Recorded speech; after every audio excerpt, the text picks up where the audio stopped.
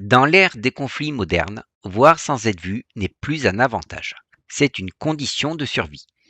Avec l'émergence des systèmes de déni d'accès, la furtivité est devenue l'obsession des puissances aériennes. Mais le F-35 est-il vraiment aussi invisible que ses défenseurs le prétendent?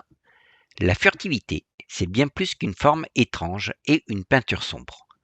Aujourd'hui, on va décortiquer la physique du silence radar et comprendre pourquoi, en aéronautique, l'invisibilité absolue n'existe pas. Commençons par dissiper un mythe. La furtivité n'est pas le manteau d'invisibilité de Harry Potter. Aucun avion au monde n'est indétectable. Pas le F-22, pas le B-2, pas le F-35. En ingénierie, la furtivité est un ensemble de technologies visant à réduire la signature d'un vecteur, c'est-à-dire tout ce qu'un ennemi peut mesurer pour vous détecter, vous identifier et vous verrouiller comme cible. L'objectif n'est pas de disparaître, c'est de se fondre dans le bruit de fond, de rester en dessous du seuil de détection suffisamment longtemps pour frapper le premier. Cette furtivité se décline dans de nombreux domaines: radar, infrarouge, acoustique, visuel, électromagnétique, etc. Aujourd'hui, on va aller en profondeur sur les deux premiers, la furtivité radar et l'infrarouge, qui sont les plus critiques pour l'aviation moderne.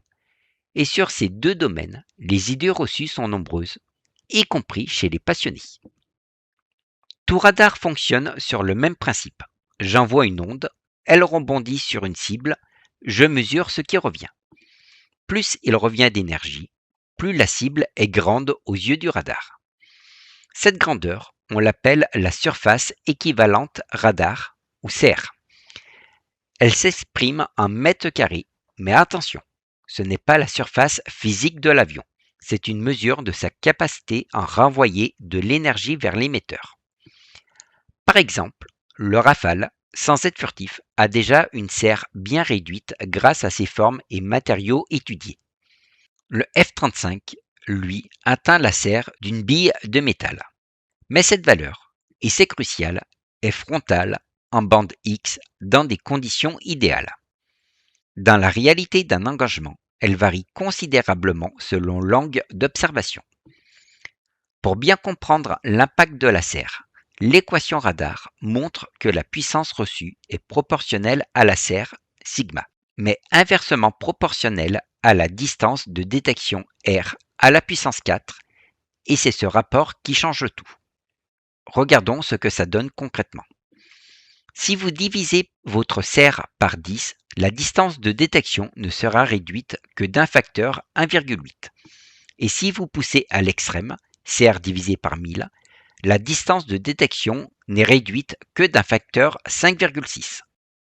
En d'autres termes, être 1000 fois plus furtif ne vous rend pas 1000 fois plus difficile à détecter. Mais inversons les rôles. Imaginons que vous voulez doubler votre distance de détection. Il faudrait alors multiplier la puissance de votre radar par 16. Ce point est fondamental. Multiplier par 16 la puissance d'un radar embarqué, c'est un défi thermique et électrique insoluble avec les technologies actuelles. Et c'est précisément pour ça que la furtivité force l'adversaire dans une impasse physique. Alors, comment contourne-t-on son problème? Une des solutions est d'utiliser des radars fonctionnant sur d'autres bandes de fréquences. Les radars en bande X, haute fréquence, sont les plus précis. Ce sont ceux qu'utilisent les radars donnés des chasseurs, les missiles, les systèmes de conduite de tir.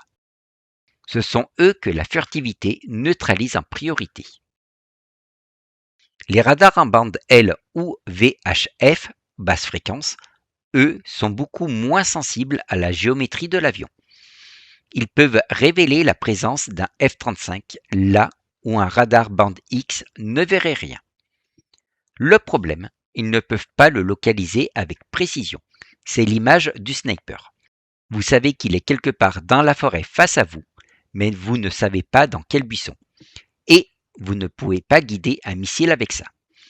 Ces radars servent donc de système d'alerte précoce.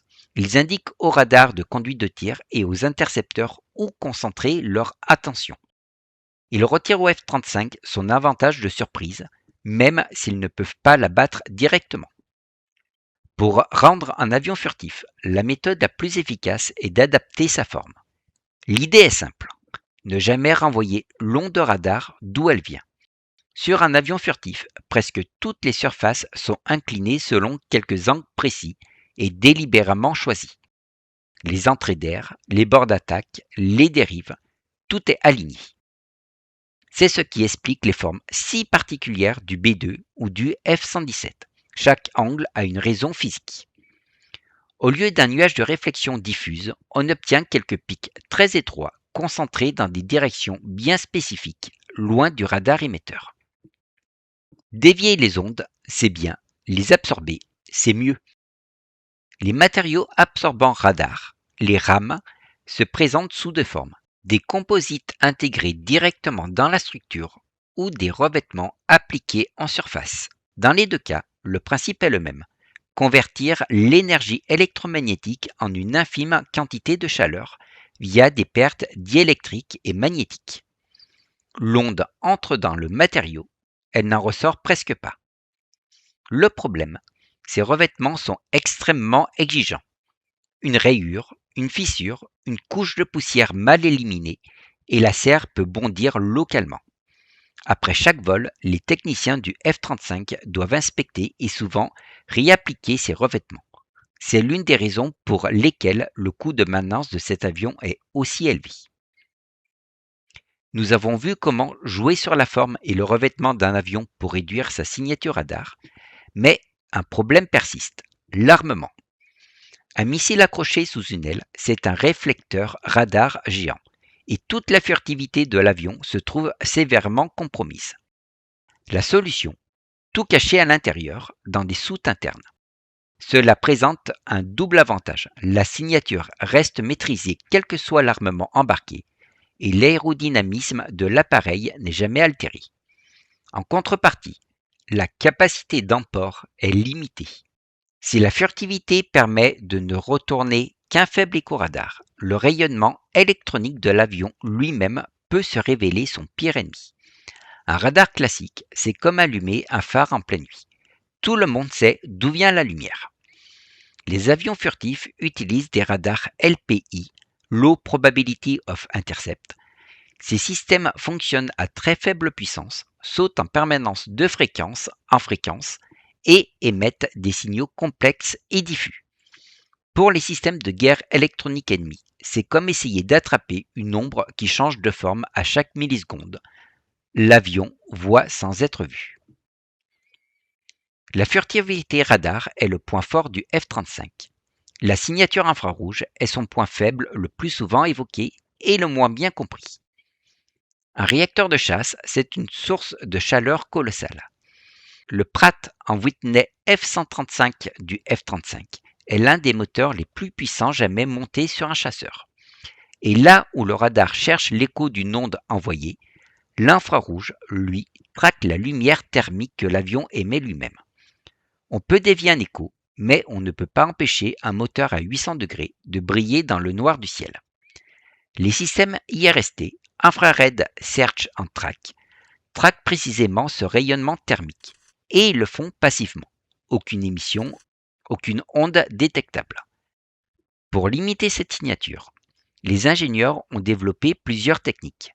Mélanger des gaz chauds avec de l'air froid prélevé autour de l'avion, tuyère dentelée, rideau d'air froid soufflé activement entre la structure et le moteur, et masquage géométrique.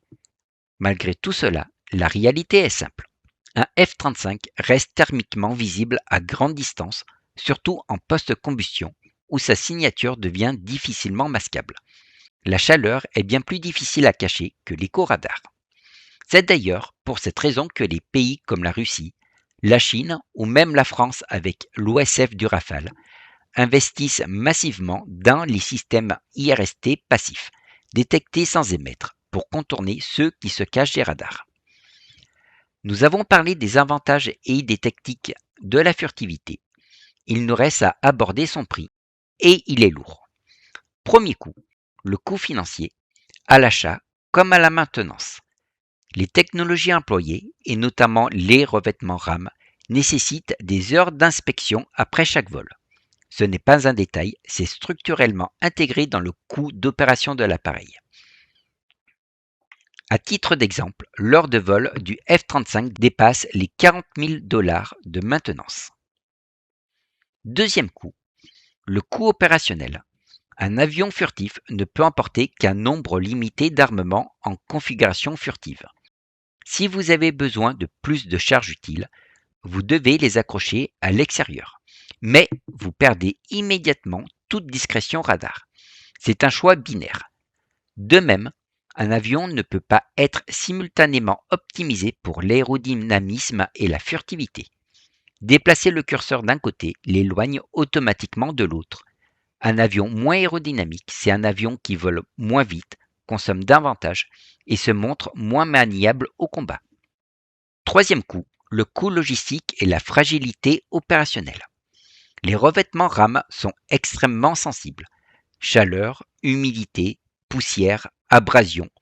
Les conditions d'un vrai déploiement dégradent rapidement les performances. Là où un Rafale ou un F-16 peuvent opérer depuis une base sommaire ou un terrain improvisé, le F-35 reste très dépendant de bases bien équipées et de techniciens spécialisés. En temps de guerre, cette vulnérabilité logistique peut s'avérer décisive. Mais le paradoxe le plus cruel reste celui des bandes de fréquences. Les formes angulaires et les matériaux absorbants du F-35 sont optimisés pour les bandes hautes X et KU, celles des radars de conduite de tir et des missiles. Dans ce domaine, il est excellent. En revanche, face aux radars basse fréquence, bande L ou VHF, la physique change radicalement.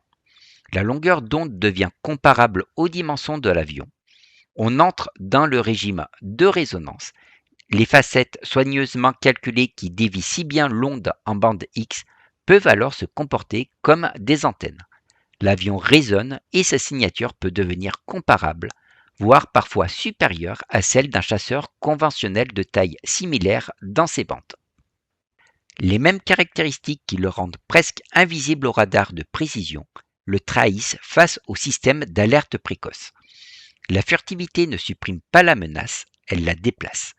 Elle oblige l'adversaire à changer de méthode, mais elle oblige aussi celui qui la possède à accepter de nouvelles faiblesses. Alors, le F-35 est-il vraiment furtif? Oui, contre les radars en bande X, de face, en configuration interne. Sa surface équivalente radar est un véritable exploit d'ingénierie. Mais non, au sens absolu, il reste détectable sous d'autres angles, par d'autres fréquences et surtout par les capteurs infrarouges passifs. La furtivité n'est pas un bouclier magique, c'est un multiplicateur de force. Elle ne rend pas l'avion invincible, elle oblige simplement l'adversaire à dépenser des milliards pour déplacer le problème toujours un peu plus loin. Et pendant ce temps, la guerre du silence continue d'évoluer. Les prochains grands acteurs seront probablement les drones de combat furtifs, les fameux Loyal Wingmen, qui pousseront ce concept encore plus loin, sans les limites physiologiques d'un pilote humain. Parce que, dans le combat aérien moderne, une vérité reste implacable. Celui qui est détecté en premier a rarement l'occasion de tirer en second.